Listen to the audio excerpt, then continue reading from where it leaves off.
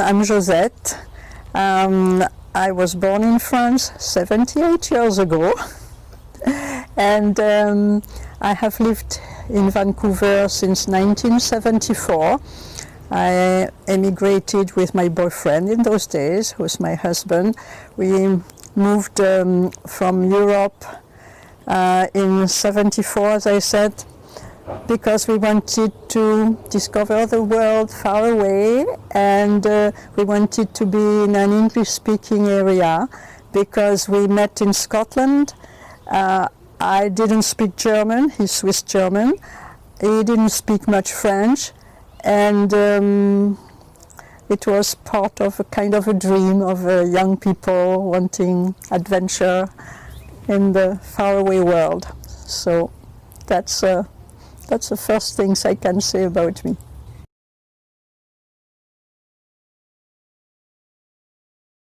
Well, as I say, I arrived in 74, so in half a century now, things have evolved quite a bit in Vancouver itself. But let's say that at the beginning, when we arrived here, what I enjoyed most of it was the freedom, the easygoing way of doing things compared to Europe and especially to Switzerland. I love Switzerland. It's a beautiful country, and my husband's family is there, and we go and visit quite often, and I really like them very much, and they made me feel welcome very, very much. But Switzerland as a country is fairly rigid, let's put it this way. And Canada and Vancouver in particular, 50 years ago, was just the opposite, and that's what I enjoyed very, very much. So along the years, there are things that I've enjoyed and some not so much. You know, things have changed quite a bit. I must say one of the things that I found a bit strange here at the beginning was the con of the Pro I was mentioning before. It was more like a small city, very easygoing, but also for a European young woman, a little bit dull in a certain way.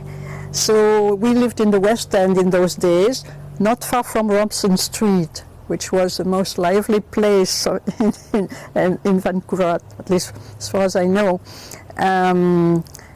But you know, for instance, I missed the terraces, cafe terraces that we had all over the place in France and even in Switzerland, but especially in France. There was no such thing as a cafe terrace or restaurant terrace in those days. In order to have a beer, you had to go in or a glass of wine or a drink, any type of drink, you had to go into either a beer parlor or a small tea room, but no outside life. On the other hand, you could go to Kitsilano or English Bay and have the most wonderful time. So a bit of a mixture of things. Over the years, Vancouver has become a bigger city, more crowded, more cars, more big buildings, more this, more that, with, that's what I don't enjoy so much, let's put it that way.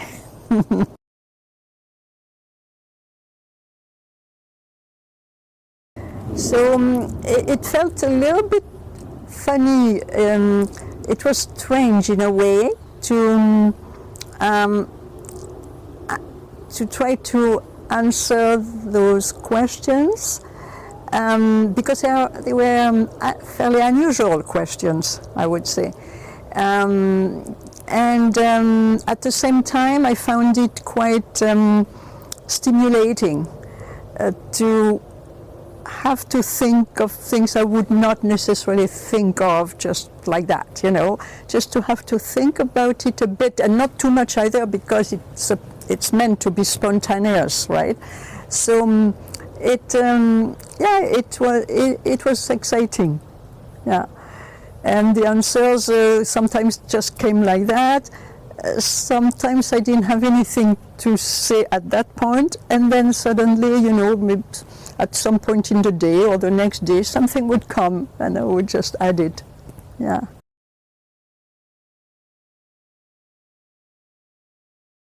Yes, so it was about, I think it's what makes you feel, and I forgot the exact wording about it, but I know that what it made me think of was exactly this place that we are in right now, about feeling good, about feeling connected, just looking at the lavender with the bees on, on the lavender, the flowers, the trees, the outside, feeling connected to the world around me.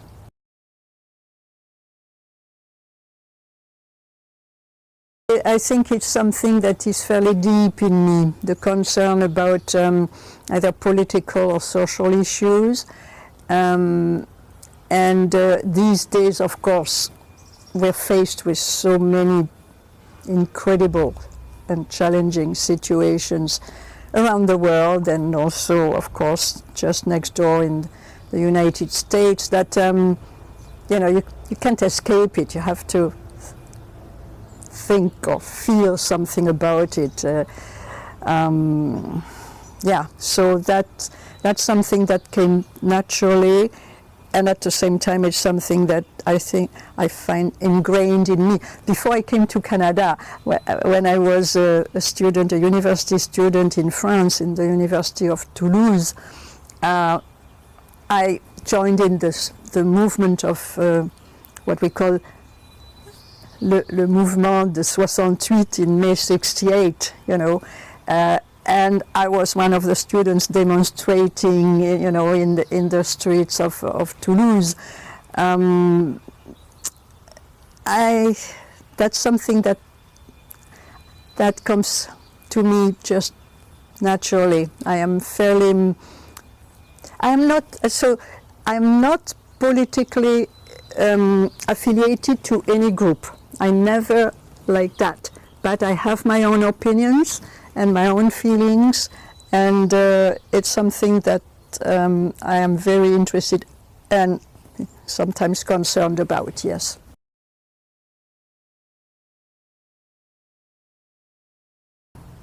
I suppose I have mellowed quite a bit. I don't know if that's the right word, but as I say, I was never an activist. I was a demonstrator, but I don't like extremism of any kind. So even though I have some strong views in politics, I would not engage in any strong activism. So I don't know exactly. I think, of course, with age, you also tend to see things with less energy, less,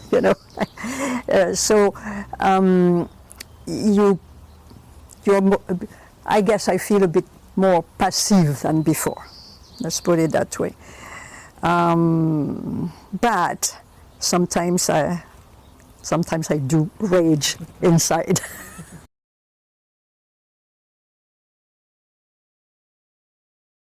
I don't think I felt anything new necessarily, but it made some things more obvious or more clear to me. It pinpointed some of the things I was already feeling without expressing it, about various things. It could be,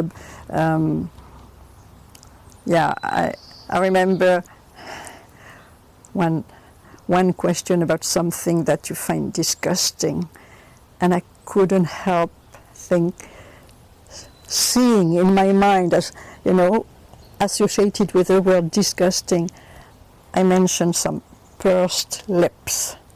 And I don't know if I should say that right now, but I was just thinking of some of the interviews of President Trump with his mouth in the first round. I mean, this is a bit of my present day's activism. See, that's all it comes down to.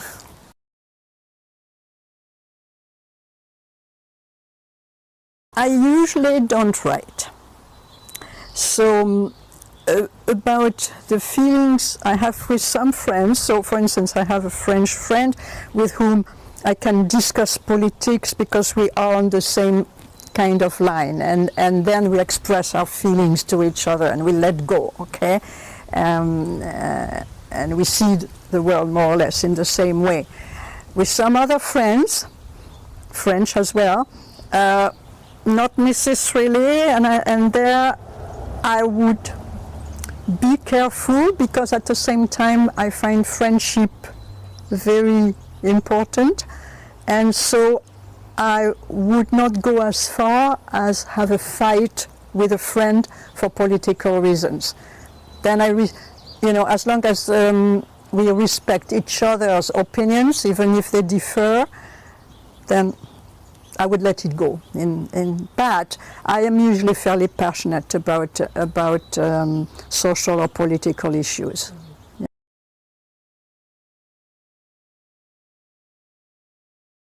I guess it happens kind of without me even meaning it, like it happens spontaneously or by chance.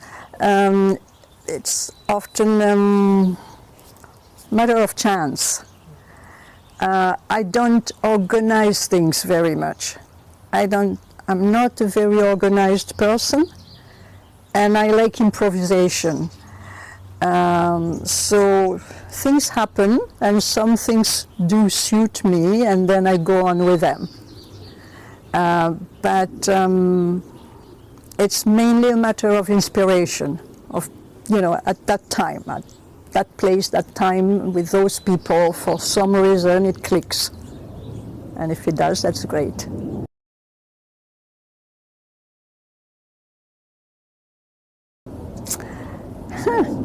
I don't know. In a way, with age, I guess I am a bit slower, wiser, hopefully. But at the same time, I think, just like when I was younger, there has to be this kind of inspiration and enthusiasm about something without any warning, without any purpose, just happening. I think I've had that over the years to this day, again with less energy than before, maybe. Yes, less physical energy, let's put it that way, But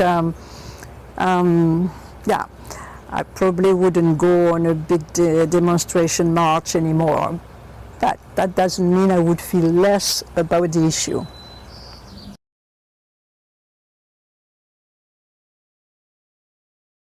It's harder to be enthusiastic in general, but if I bring things to, if I make them closer to me in my personal life and my family life, then I get enthusiastic with my granddaughters.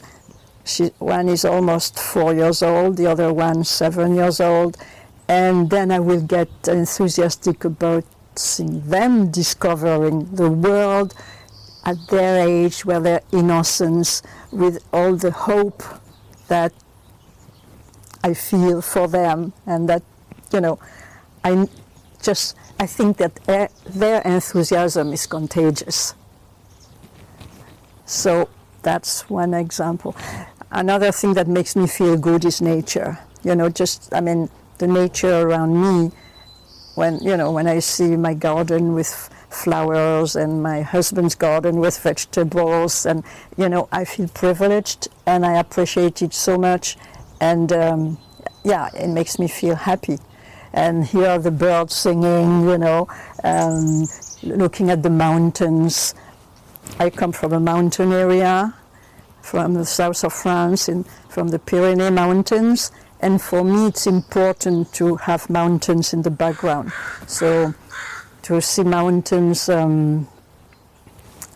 fairly close to here, that makes me feel good. I've always felt, I remember even as a child, seeing mountains, rise, it gives you a feeling of elevation, but of the soul as well as, it's not just something geographical.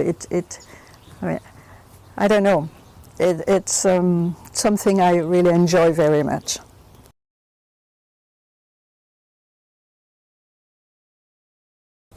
I don't know. I just, the sun rising, and this paper was already.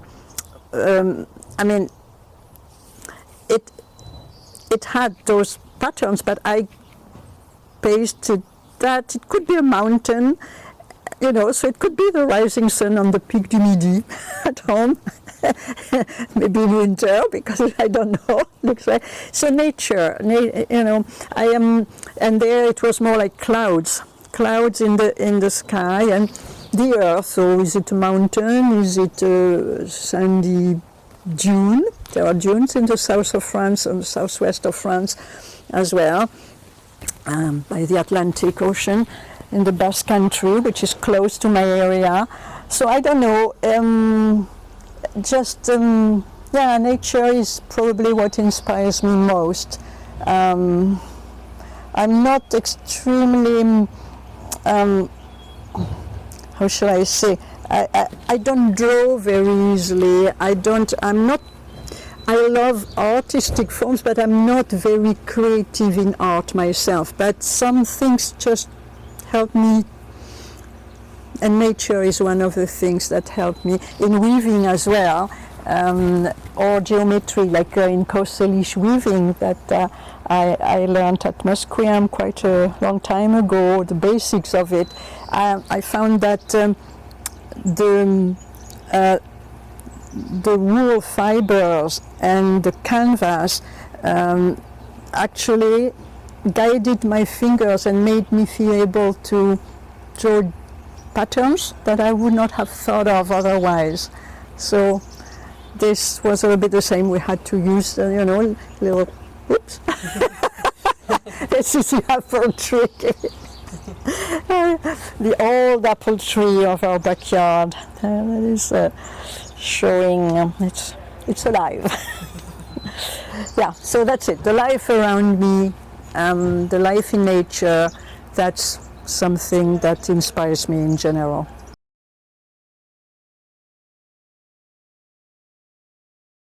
My limitations are with memory.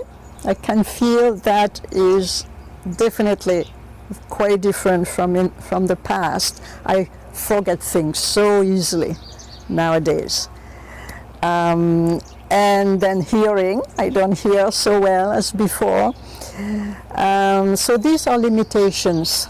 I'm lucky enough to be mobile, and I still can walk around comfortably. I can even run. I don't jump anymore. Had to let go of that. But I still can run a little bit, walk. I love walking. I've always loved walking. So, I try to walk every day and exercise. But memory and hearing are my physical limitations. And another limitation that I feel more about now, even though it has been here ever since I emigrated, is the fact that my country, my home country, is so far away, and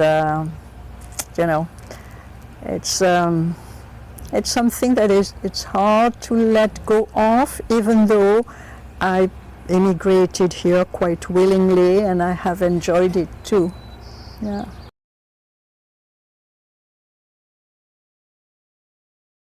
The mountains, for sure. the village of where my cousins still live, and I go about every 2 years to visit them. I'm going to go in September again. So even though it's not my hometown, but in my hometown I don't have any body left from my previous life, while in my cousin's village, which was my father's village, I've had memories ever since I was a little child. So that's the one place that still feels like home when I go back there. Otherwise, I must say that I don't know if that's relevant, but in the 90s, I'm with my two daughters who were 8 and 11 in those days, while my husband was working around the world. I decided to go to France to spend a school year. It turned out to be 3 years for several reasons.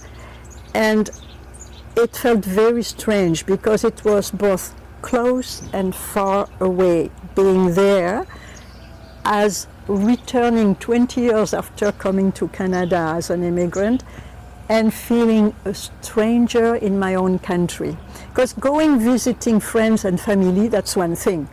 When you go and live there and you're on your own with your kids and you have to adjust to everything that has changed in 20 years, it's very different.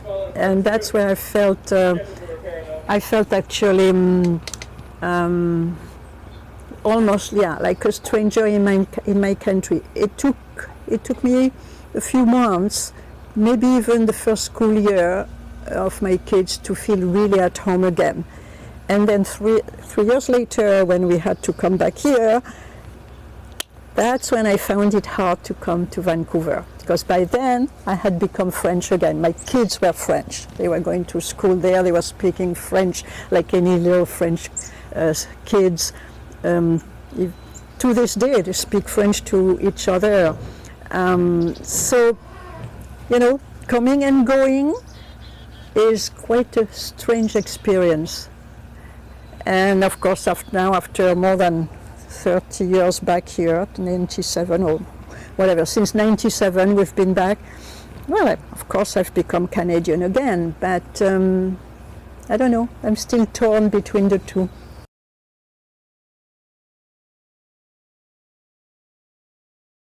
That's when my granddaughters help. I'm not that good with dealing with change. I feel actually quite comfortable with a certain routine, with spurs of,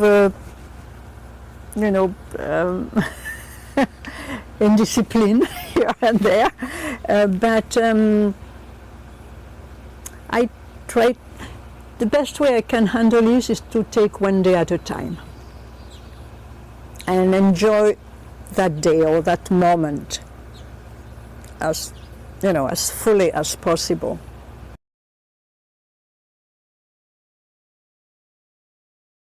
Oh my gosh, well actually, okay, so we moved into this place in 1980 and the apple tree was already there. It was already a fairly old tree. I loved it right away. We loved it, and actually, when we decided to get married, our daughter Melody was already 2 years old. We got married right here in this garden under the apple tree. That was one of the things that's so nice about Vancouver. We had a judge, a lady dressed in red, a blonde, very friendly lady. She was the one who married us under this apple tree. So it symbolizes quite something in our life, in our family life here. And then it symbolizes simply also the changing of seasons every year. The apples right now are small and green and they fall down with a breeze. Later on they will get big and red and they will look beautiful, even though they're not necessarily that great to eat. at least not to eat, to chew on them just like that. You have to cook them. But yeah, the passing of seasons. I love to sit under the shade of this apple tree in the backyard. If you know, that's one way to be able to calm down if I'm stressed, or to just also get energy looking at the garden around me. Yeah, I must say that's one of the things with age that I appreciate more and more, and at the same time that I'm afraid of losing, because you know, you don't know when you start getting old how long you'll be able to live in the same place. But for now I enjoy it.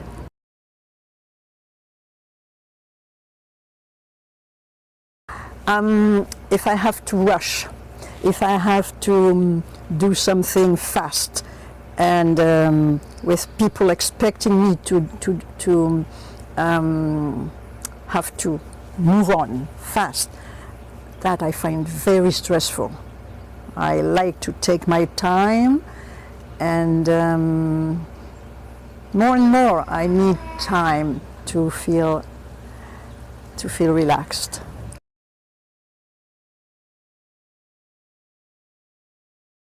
Gardening, yes, I do enjoy gardening a lot. Even weeding, strangely enough, you know, which in itself doesn't seem so rewarding, I can enjoy weeding.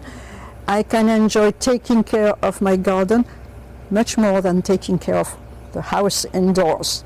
You know, I mean, this indoors, it has to be done, it is a chore. While outside, it's part of being, I feel part of nature, taking care of the garden, even, except that I have limitations nowadays with, you know, like after 1 hour of reading, my back tells me I have to stop. So there are some physical limitations into what I can do with gardening. But yes, and then see the colors coming, you know, in the spring and early summer. I love that. The colors in general, but colors of flowers and plants, I find that very soothing and relaxing, to just looking at the colors, the purple violet color of lavender, and those, I don't know their name, and marigolds, you know, the vibrant color of the marigolds, all that, it's soothing to me. Or it's either soothing or energizing. I can feel both. I can get both from just looking at the nature around me, and of course, in a bigger scale, looking at the mountains and the sea, but especially the mountains, the trees, whatever. It's rewarding very, very, very much.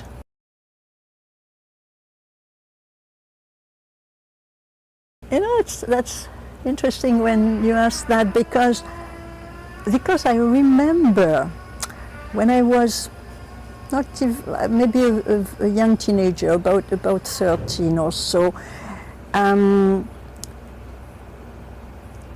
we were at my uncle's in the village there, and I remember I had managed to get I had another aunt living in the village as well, to her place where there was a little bit of grassy place in front of the house, and trees, and it was a beautiful sunny warm day of summer, and I had lain down looking at the trees above me, and going back to the main house at my uncle's and telling my mother something that I wasn't sure how she would take it, because my mother had a special definite taste about what goes well with what. And by French standards, or her own standards, there were two colors that you shouldn't wear at the same time in your dress, in your way of dressing. It was blue and green. And I remember telling my mom that, but But I think that blue and green together, that's beautiful. The leaves of the tree with the blue sky and the deep blue sky of the Pyrenees, right? And I knew that she would have told me off if I had meant it for something I was going to wear. She would have told me, but that doesn't go well together, you can't wear that. She didn't say anything that day. And I could feel that she was surprised and that she was actually maybe agreeing with me even, that she hadn't thought about it herself, and yet I had, as a young kid. So I guess it means it's been there always. I just remember it now,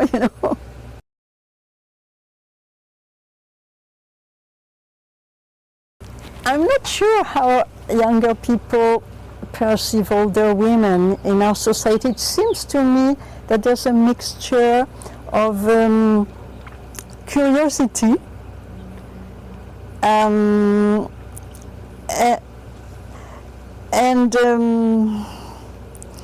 estrangement, kind of, like feeling, the other way around, this.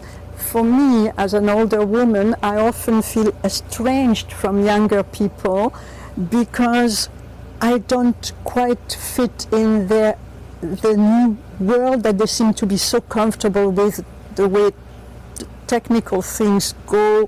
How do you call, all these new technologies that have flourished in the last 20 years or so.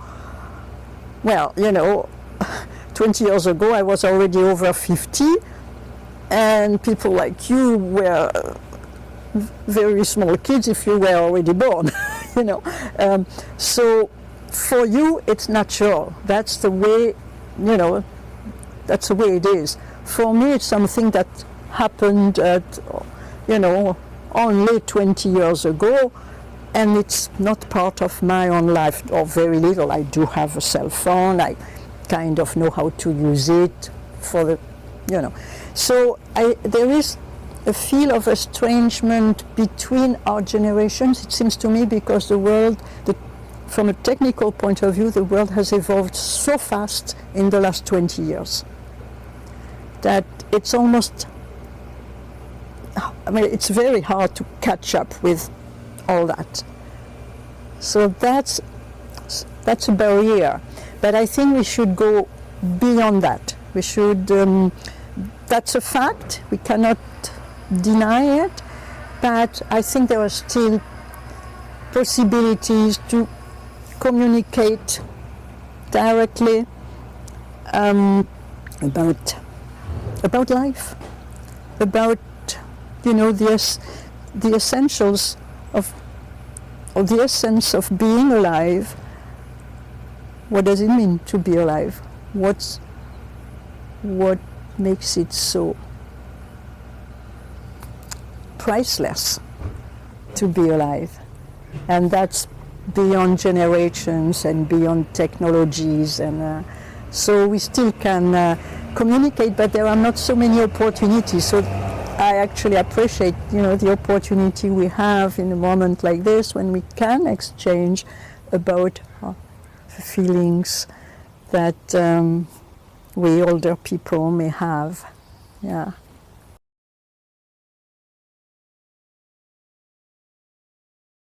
I guess it would depend on when and where and how it happens. It can be, there can be all kinds of different ways of seeing it, I suppose. I don't know. I find it something very nice and unexpected. And I welcome the opportunity, but I don't know how I would feel in general, because I don't know if it happens in general. Sometimes I wonder about my own grandchildren, how, if I make it for 10 more years, one never knows, how I would communicate with them by then. What will the world be like by then, and what shall we communicate about? It just depends on. It's hard to predict. I want to be hopeful about it, but it's not a given. I think we have to work at it. Yeah, all of us.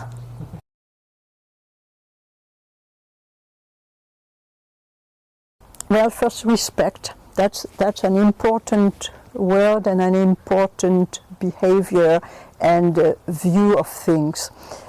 I have noticed that in our Western societies, both in Europe and here too, that often younger people have a bit of a condescending attitude towards older people. That they feel, oh, we're not in, and we don't know much, or, about this or about that they sure know much better than us. And we cannot do this or we cannot do that for all kinds of reasons, including energy reasons. So if young people can go beyond that first type of reaction, that would help. And respect, again, as I said before, that I learned about the word itself quite a while ago when I was not feeling old yet. I remember hearing it from First Nations people here. That was the most important value, respect. And the elders, as they call them, the elders in First Nation society are respected. I've seen in Europe some examples of the contrary, where older people are kind of almost mocked for being not old per se, but for being old-fashioned, for being this, for being that. And I don't like that. I think the opposite is so much better for everyone, because younger people, whether they know it or not, they still have things to learn. They could learn from older people. And one day, younger people will get old. And older people were young one day too, So we have things in common, just not at the same time, but we have things to share.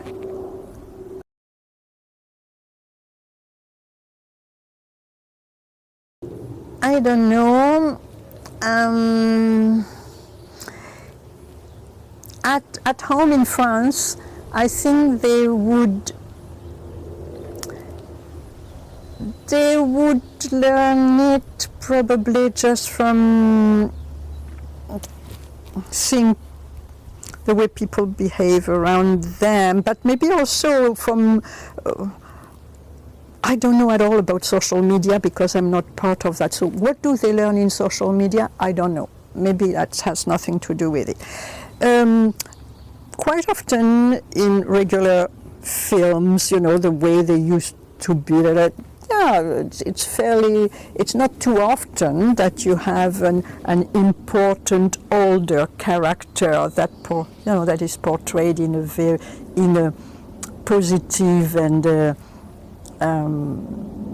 attractive way.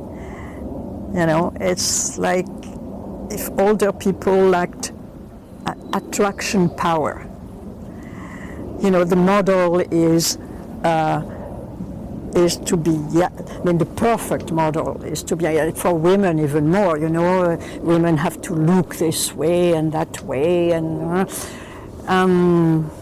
I hope it's getting less now, maybe. I think we've gone so far that way that maybe, I hope that there's some reaction against that too, and you know, the perfect woman, the perfect mother, even the perfect, you know, the superwoman.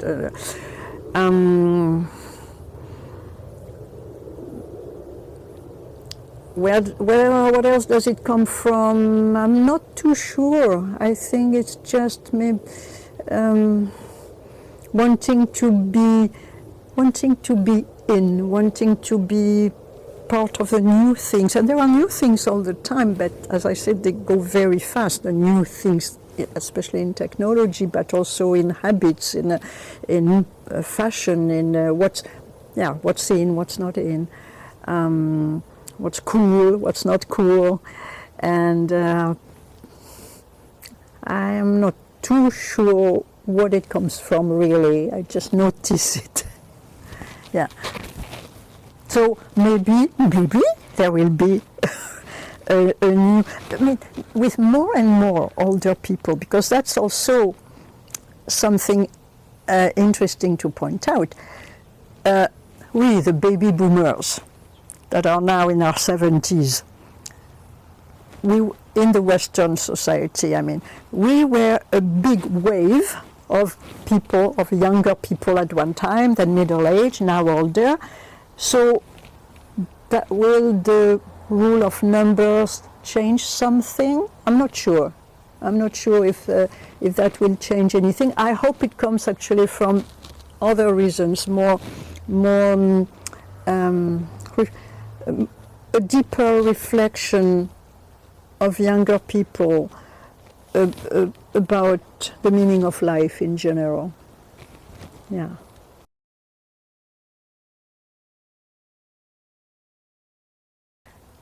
I myself learned early in life that anything can happen, including